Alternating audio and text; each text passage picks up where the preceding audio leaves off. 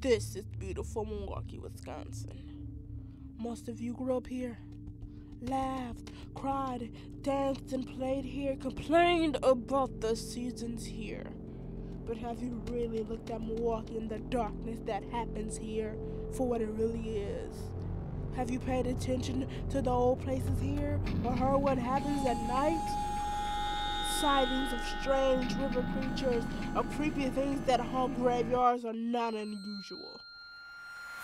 When the city shuts down and things that we don't want to know comes out, this is Paranormal Wisconsin. On this episode of Paranormal Wisconsin, we will profile two well-known Milwaukee locations, the Riverside Theater and the historic Metro Street areas.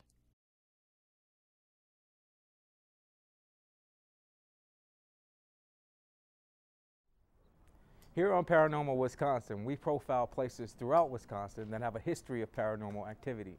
This episode, we've located an iconic theater that's filled with ghostly stories and weird happenings. We'll also speak with a shop owner about some pesky spirits lurking about.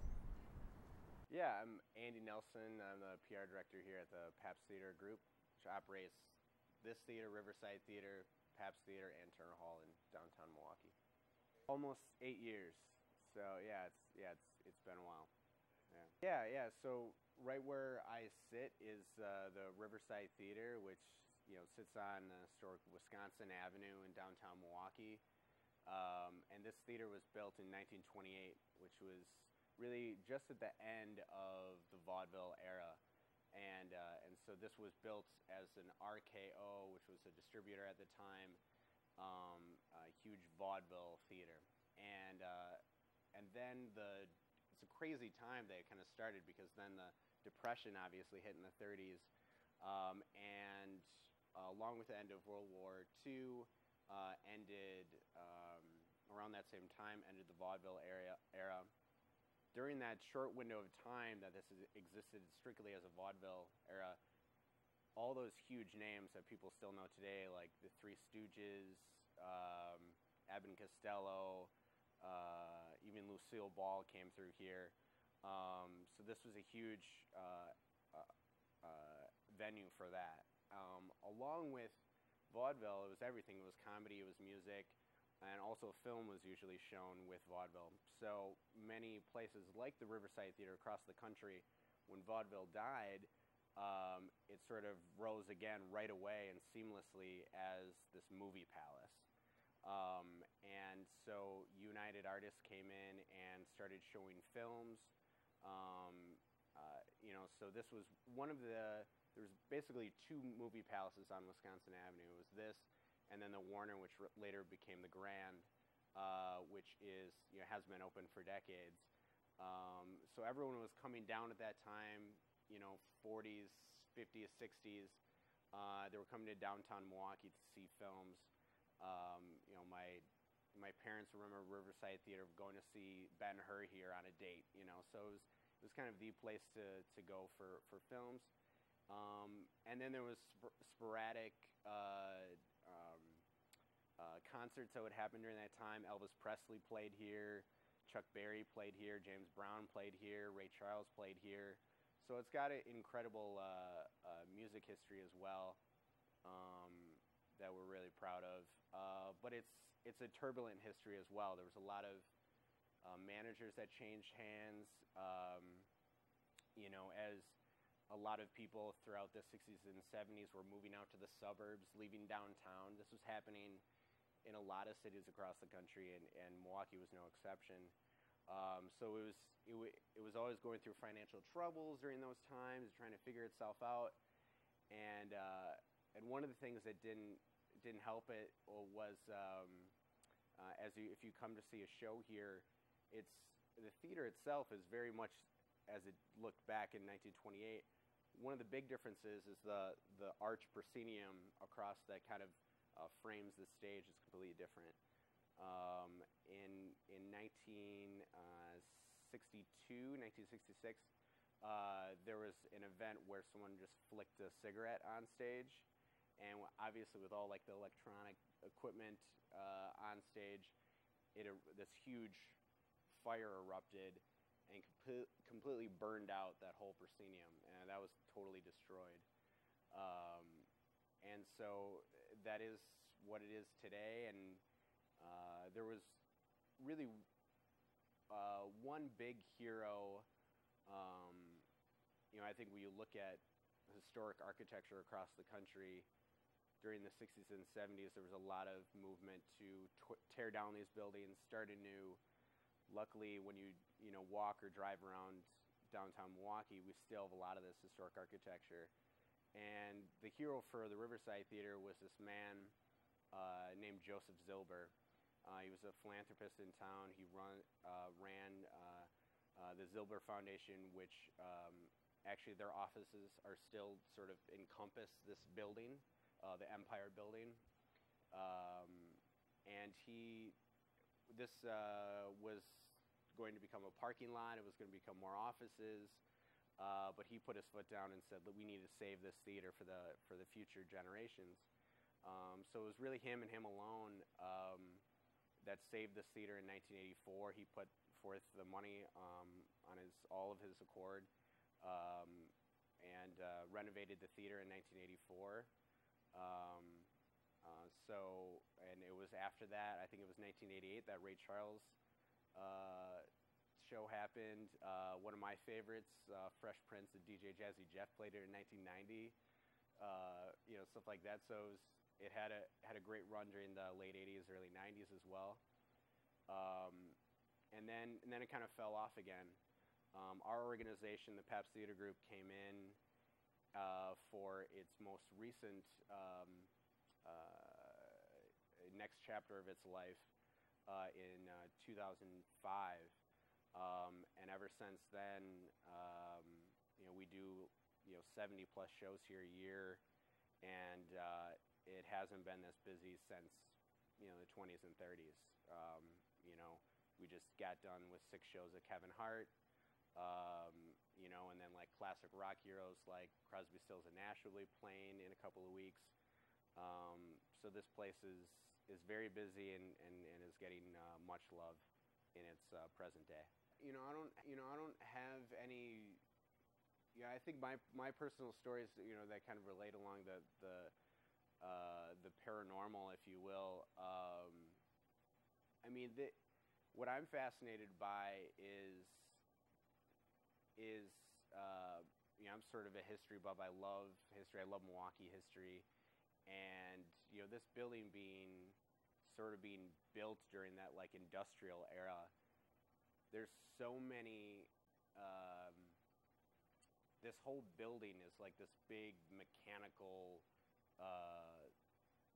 living being, with all these huge, just like the walls behind me and underneath me, there's this constant chugging and huge metal parts running against each other. So when you're here alone at night, or going in kind of the depths of this theater, it can be scary because you're hearing this and ching ching ching ching and stuff like that. So it does feel like sometimes like this theater has this extra life to it. But me personally, I haven't had any specific experiences like that. So when you see a seat down in a theater and there's nobody sitting there, the legend is that means that there is a ghost already sitting there, so you don't want to sit in that seat. And that's one of the things that happens here at the Riverside a lot. After janitors will go through and they'll put up all the seats and stuff after a show, they will take a quick look around, and there will usually be at least 1 or 2 seats back down.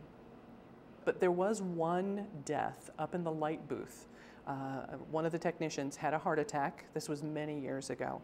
And if you get an opportunity to visit the light booth, it does have a very, very different energy in there. There is a prankster spirit that lives in the light booth, if you can say lives still. But the prankster will turn the lights back on after you leave. So the light booth is way up top, and people will be done with the evening, and then we'll turn all the lights off in the light booth and go all the way down 3, 4 floors and exit to the alley through the stage door. And on numerous occasions when they walk up on the stage, employees here at the Riverside will walk up on the stage, they'll turn around and they'll glance back up to the light booth and the light will be back on again. And so they will have to climb all the way back up to the light booth and turn it back off.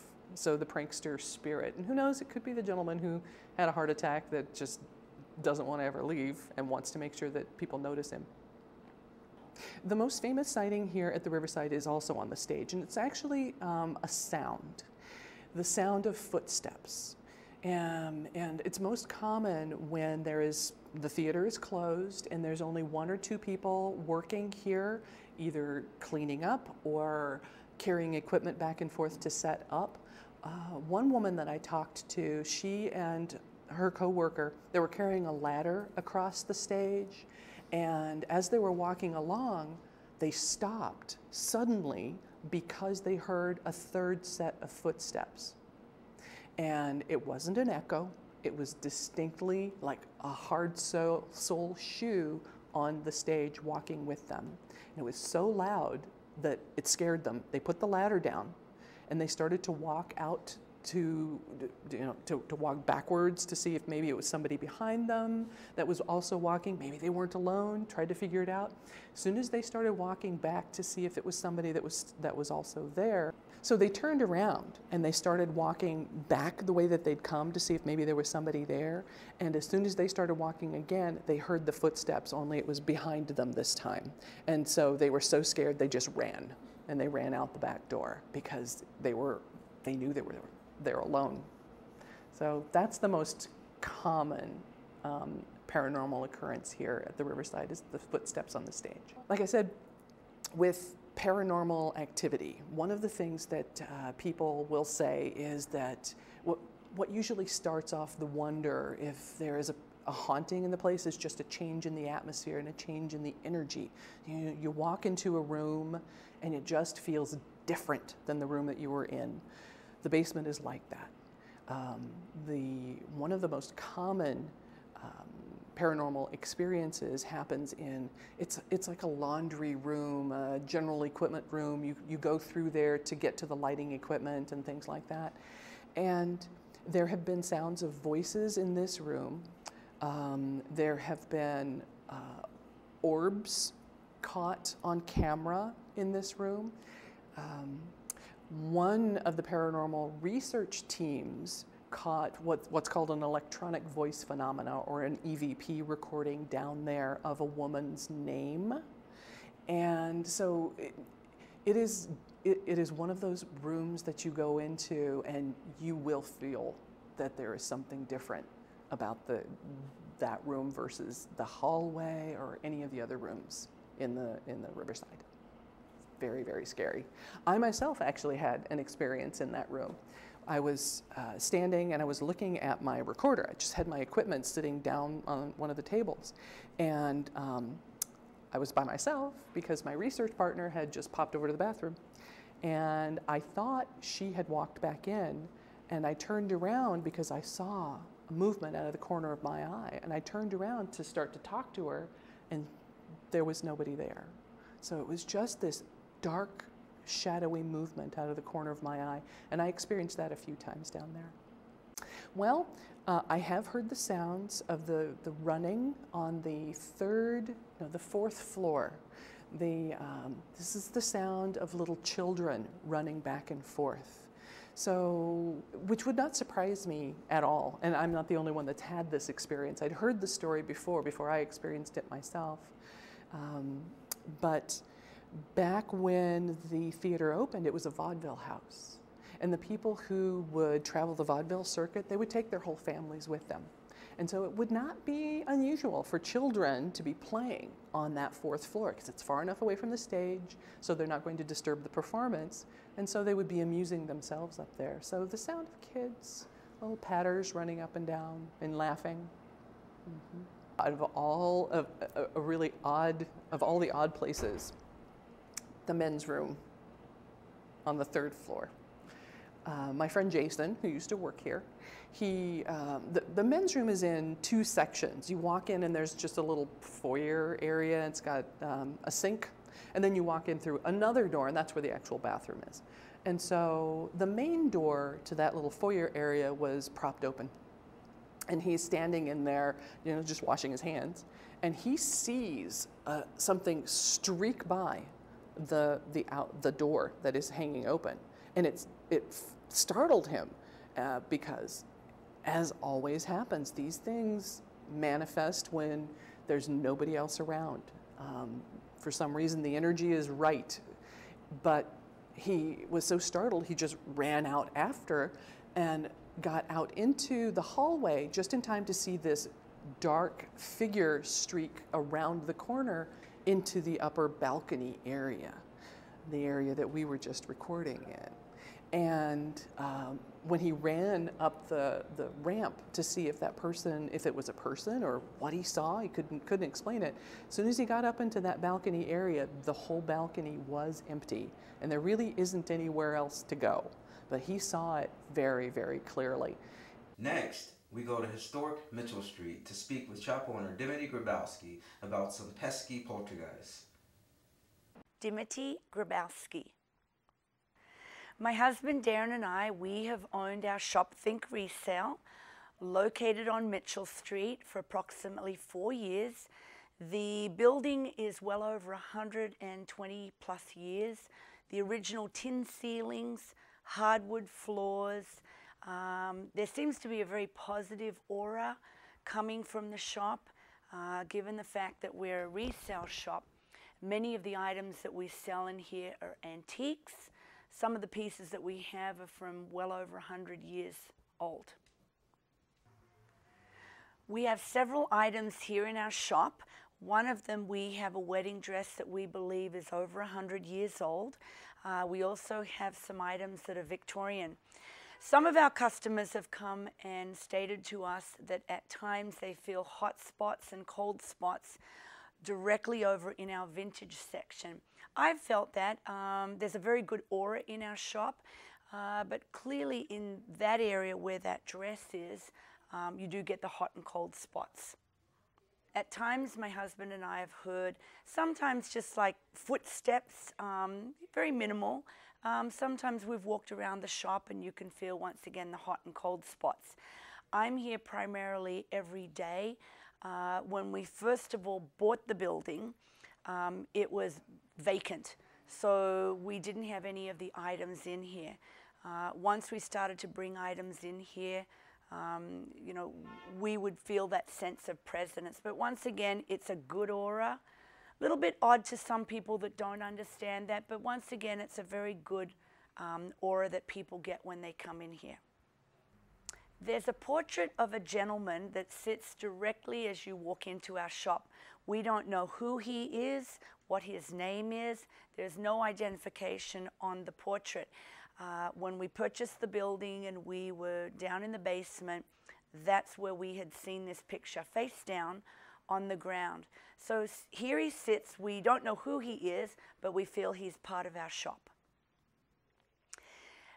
I feel that given the history of our shop, it's well over 120 plus years, there's a good aura in here. I think that the reason that we keep the picture of the gentleman that sits directly in our entryway is he gives a good vibe, a good aura. We don't know who he was married to, if he had children, if he was the original owner to the shop.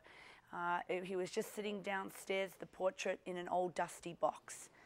But like I said, it's a good aura that's in our shop, and we're trying to research to get as much history as we can on the shop at this time. Every night when I close the shop, some people may laugh or think it's odd, but I do believe we're just the stewards that move on as far as with the shop here. And I do say a good night to everybody here and a good morning. Thanks for tuning in to Paranormal Wisconsin. Join us next time as we explore the haunted caves of the Upper Peninsula.